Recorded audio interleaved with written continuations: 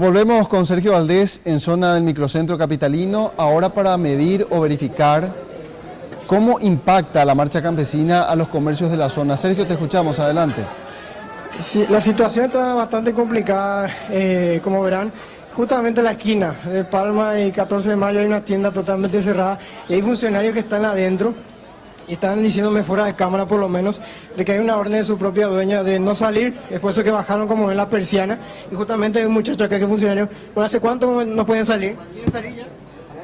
Nosotros tenemos orden de los jefes que no podemos salir por responsabilidad de ellos, porque si nosotros salimos puede ser que nos pase algo o cosas así, pero no podemos salir de los manifestantes. Y nosotros tomamos la orden nomás también de los jefes, no podemos salir acá, nos sentimos muy acorralados, no podemos hacer nada, nos sentimos muy mal por todo lo que está pasando acá en el país, con todo el gobierno, no sé qué pasa, pero nos sentimos muy mal a pesar de todo esto. Nadie tiene la culpa, pero no se puede hacer nada al respecto. Y que el gobierno reclama que el gobierno les escucha a ellos también.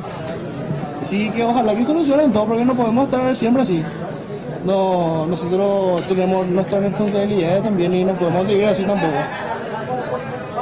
Y ojalá que no pase nada malo, que todo se solucione bien, sin ningún disturbio y que pueda ser todo tranquilo otra vez para poder terminar el día bien. ¿De cuántos están adentro? Y estamos de todos los compañeros y estamos 13 más o menos, pero estamos aquí a cumplir nuestra responsabilidad, pero no era como queríamos el día de hoy. ¿Están con miedo? ¿Cómo? ¿Están con miedo? No estamos con miedo, sino que por seguridad nada más. ¿Piden garantías? ¿Cómo? ¿Piden garantías de seguridad? Sí. No pedimos eso, sino que estamos aquí nomás cumpliendo las órdenes de los jefes.